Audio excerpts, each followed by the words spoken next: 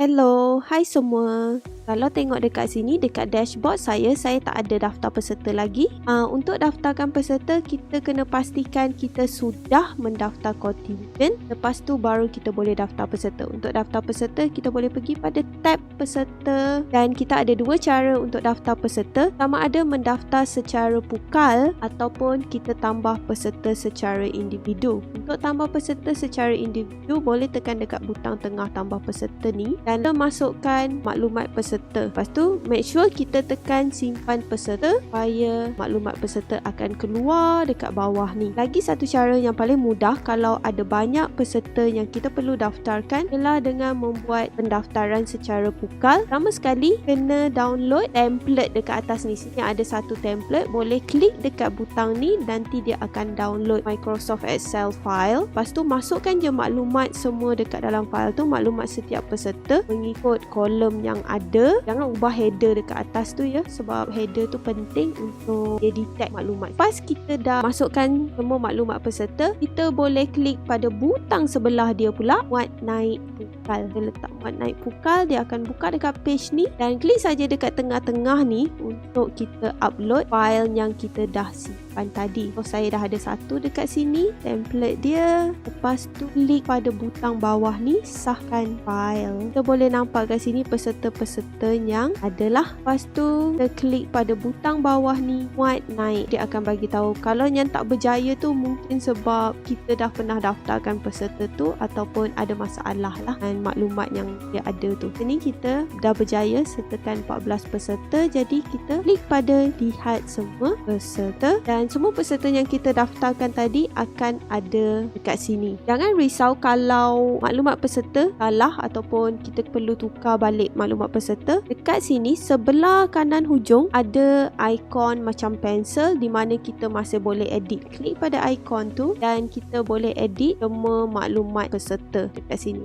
Contoh macam ni, jantina dia lelaki, saya tukar jadi perempuan. Lepas tu simpan dan kita akan nampak lah perubahan tu dekat sini. Dan kalau kita nak delete pun kita boleh delete. Contoh dekat sebelah ikon pensel tu ada ikon delete dan kita boleh delete. Nanti dia dah tak ada lah dalam sistem tu. Itu cara untuk mendaftar peserta. Okey, selepas kita sudah mendaftarkan peserta, sekarang masa untuk kita tugaskan pertandingan pada setiap peserta yang kita dah daftarkan untuk peringkat sekolah. Kita ada dua cara, sama ada kita tugaskan pertandingan secara individu ataupun kita boleh tugaskan pertandingan secara lokal. Untuk individu, kita cuma perlu pergi dekat setiap nama peserta. Contoh sini, saya pergi ke Alina Sofia dan sebelah kanan saya ada tang tugaskan pertandingan. Bila saya klik, semua senarai pertandingan yang peserta ini layak masuk mengikut umur dan tahap dia ada dekat sini. Dan kalau saya nak masukkan dia dekat peringkat sekolah, saya boleh klik kat button sini, akan ada kat sini untuk dia masuk cabaran Messi, cabaran Skytech Global, cabaran Easy Robber. Okey, lepas tu saya boleh simpan tugasan.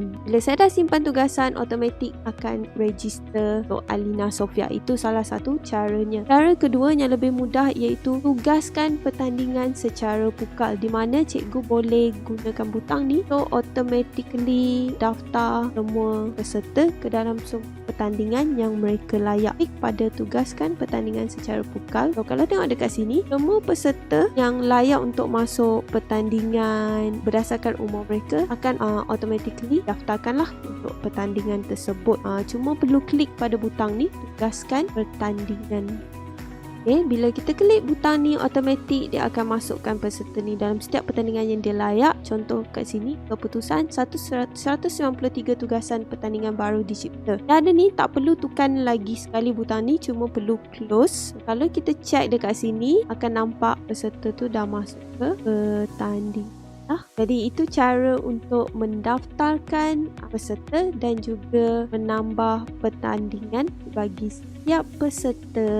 Saya harap ianya jelas dan selamat berjaya.